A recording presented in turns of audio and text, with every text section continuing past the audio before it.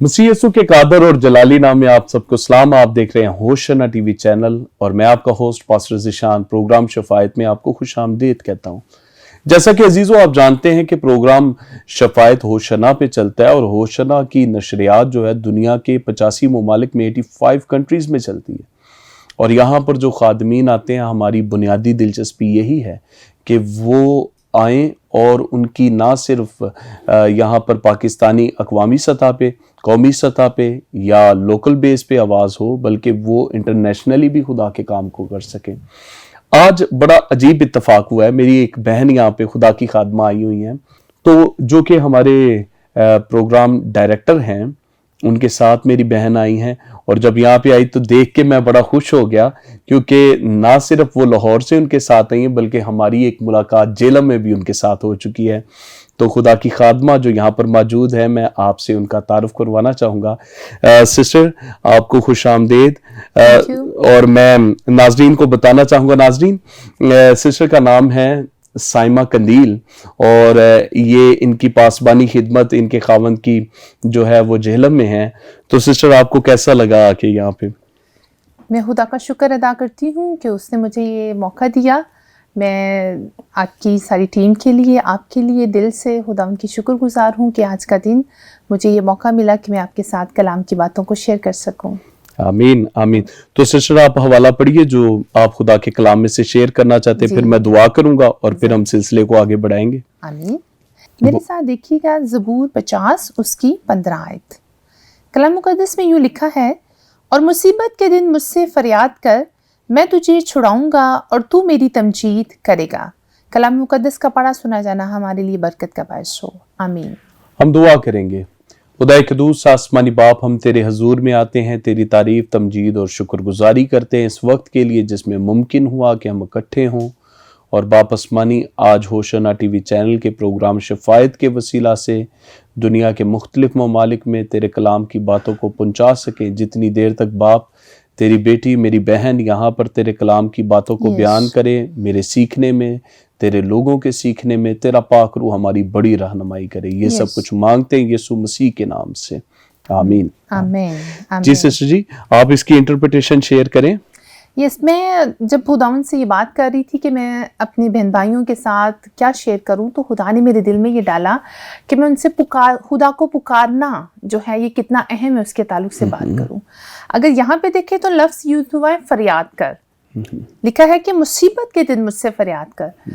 अब भाई जानते हैं बाज़ औक़ात मुसीबत में हम खुदा से दूर भी चले जाते हैं, दुआ करना छोड़ देते हैं। कुछ लोग तो दुआ नहीं कर पाते हैं, लेकिन कलाम मुक़द्दस हमें आगाह करता है अगर हम मुसीबत में हैं तो फरियाद करें, खुदा उनको पुकारें, खुदा उनसे इल्तिजा करें। और यिर्मयाह 33 बाब उसकी 3 आयत में लिखा है, मुझे पुकार तो मैं तुझे जवाब दूंगा और बड़ी बड़ी और गहरी बातें तुझ पे जाहिर करूंगा।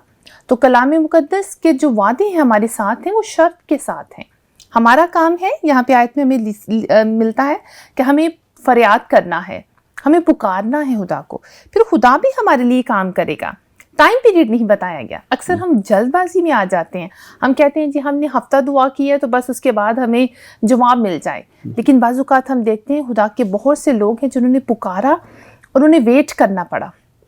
आज मैं अपने बहन भाइयों के साथ ये शेयर करना चाहूँगी कि मसीह खुदावंद की खिदमत में और फिर बनी इस्राएल की कौम में भी जब उन्होंने पुकारा तो खुदावंद ने उनको जवाब दिया, खुदावंद ने उन्हें छुड़ाया।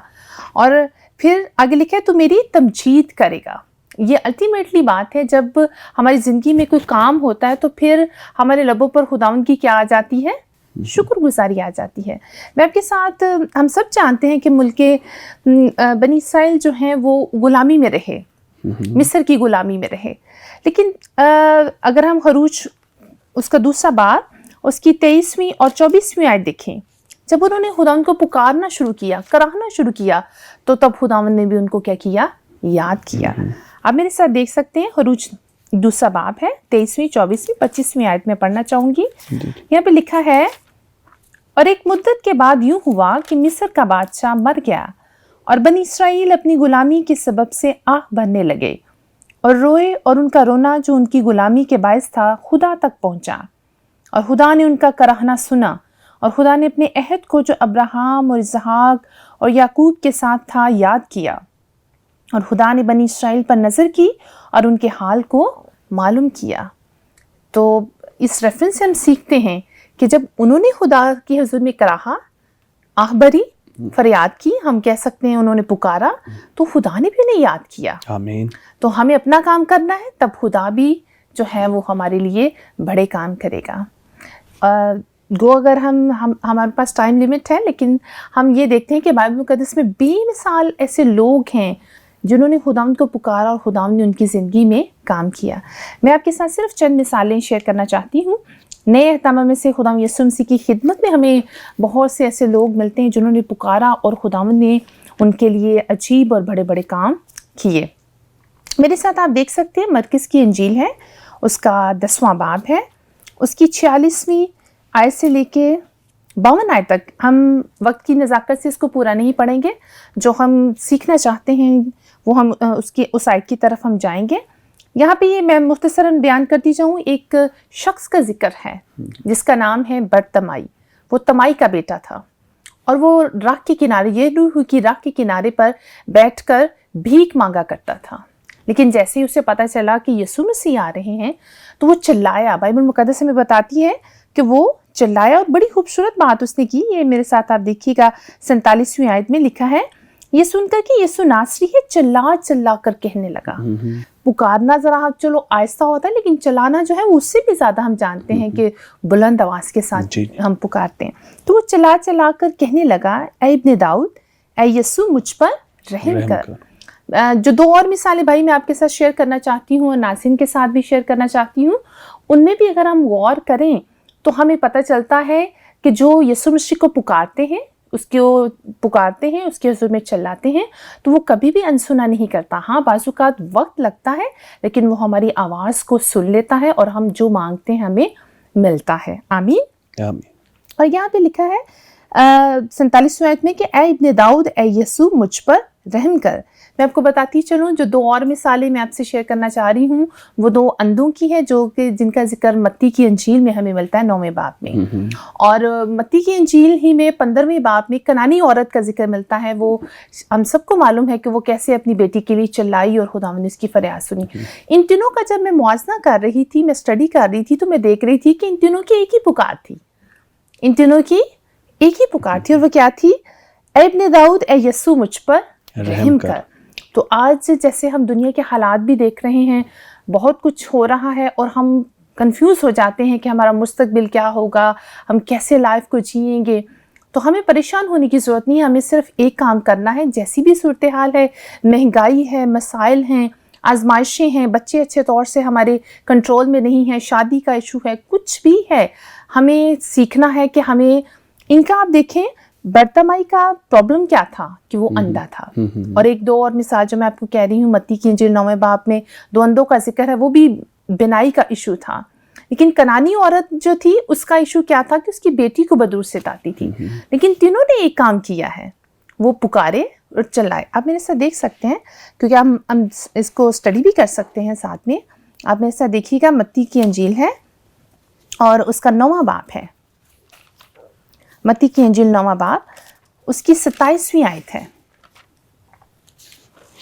لکھا ہے یہاں پر، جب یسوع وہاں سے آگے بڑھا تو 2 اندھے اس کے پیچھے یہ پکارتے ہوئے چلے کہ اے ابن داؤد ہم پر رحم کر. دیکھ لیں ان کی بھی دعا جو ہے، ان کا بھی جو پکارنا ہے وہ کیا ہے؟ رحم کے لیے وہ پکار رہے ہیں کہ خداوند ہم پر کیا کر؟ رحم کر. اور دوسرا سٹیپ جو میں نے سیکھا وہ یہ تھا کہ خداوند یسوع مسیح نے ان کو یہ نہیں کہا کہ میں تیری سنوں گا نہیں، لیکن انہیں تھوڑا ویٹ کروایا. دیکھیں اگر مرکز کی انجیل میں دیکھیں تو وہاں پہ لکھا ہے ملتا ہے کہ لوگ جو تھے 48 آیت میں لکھا ہے ملتا ہے، بہتوں نے اسے ڈانٹا کہ چپ رہے، مگر وہ اور بھی زیادہ چلایا کہ ابن داؤد مجھ پر رحم کر. یسوع نے کھڑے ہو کر کہا اسے بلاؤ. بس انہوں نے اس اندھے کو یہ کہہ کر بلایا کہ خاطر جمع رکھ، اٹھ وہ تجھے بلاتا ہے. یہاں پہ اس کو چلانے میں ٹائم لگا، لیکن یسوع مسیح نے اس کی سنی، یسوع مسیح نے اس کو بلایا. تو جب ہم بھی میری عزیز بہن بھائیوں خداوند کو پکارتے ہیں تو ہمت نہ ہاریں، کیونکہ اگر ہم ہمت نہیں ہاریں گے تو ہم وقت پر اپنی دعا کا جواب جو ہے وہ حاصل کریں گے. ہاللیلویہ. ہاللیلویہ. ہم دیکھتے ہیں کہ اس کے بعد جب انہوں نے پکارا تو ان کو ان کی دعا کا جواب جو ہے وہ مل گیا. کنانی عورت کا بھی میں آپ سے ذکر کر رہی تھی, اس کا بھی دیکھ لیتے ہیں. وہ 15ویں باب میں ہم ان کا ذکر ملتا ہے, کنانی عورت کا. متی کی انجیل اس کا 15واں باب ہے. یہاں پہ بھی سیم وہ بھی یہی دعا کر رہی ہے. 22ویں آیت میں دیکھیں لکھا ہے, دیکھو ایک کنانی عورت ان سرحدوں سے نکلی اور پکار کر کہنے لگی کہ اے خداوند ابن داؤد مجھ پر رحم کر. اس کی بھی پکار. بھائی ہم سیکھ سکتے ہیں ان 3 مثالوں سے. ان تینوں کو یہ تو کلیئر تھا کہ آنے والا منجی, آنے والا خداوند ابن داؤد, انہیں پتا تھا کہ ابن داؤد یہی ہے جو ہمیں نجات دے سکتا ہے, یہی ہے جو ہماری بیماری میں ہمیں جو ہے وہ شفا دے سکتا ہے. تو ہمیں بھی بعض اوقات ہمیں شفا نہیں ملتی یا ہمارا مسئلہ حل نہیں ہوتا تو ہم کنفیوز ہو جاتے ہیں میرے عزیزو. سم ٹائم پھر لوگ ہمیں مشورہ دیتے ہیں کہ سیانے بابے کے پاس چلا جا تو وہاں پہ تیرا مسئلہ حل ہو جائے گا, اور ہم ان کے پیچھے چلنا شروع کر دیتے ہیں, جو کہ غلط ہے. انہوں نے راستہ نہیں بدلا.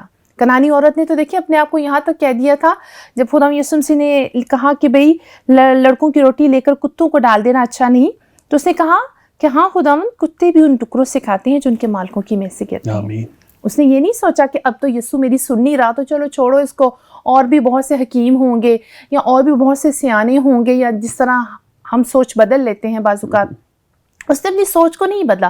اس کے مائنڈ میں کلیئر تھا آنے والا منجی جو ہے ابن داؤد جو ہے یہی ہے, اور یہی میری بیٹی کو شفا دے سکتا ہے. 2 اندھوں کو بھی کلیئر تھا کہ ابن داؤد یہی ہے, یہی ہم پہ رحم کرے گا تو ہم کیا کریں گے, شفا پائیں گے. میرے عزیز بہن بھائیوں, ہم بھی جب ہمیں دعا مانگ رہے ہیں اور جواب اگر جلد نہیں ملتا تو ہمیں کنفیوز نہیں ہونا, ہم نے کوئی اور راستہ نہیں اپنانا, کیونکہ یسوع مسیح نے کہا تھا راہ, حق اور زندگی میں ہوں, کوئی میرے وسیلے کے بغیر باپ کے پاس نہیں جا سکتا. تو ہماری الٹیمیٹ جو ڈیزائر ہے, دنیا کے مسائل تو ہمارے ایسے ہی رہیں گے, آزمائشوں کا آنا تو ضرور ہے, لیکن ہمارا سب سے بڑا گول جو ہے وہ یہ ہے کہ ہمارے اندر پاک دل ہو. آمین.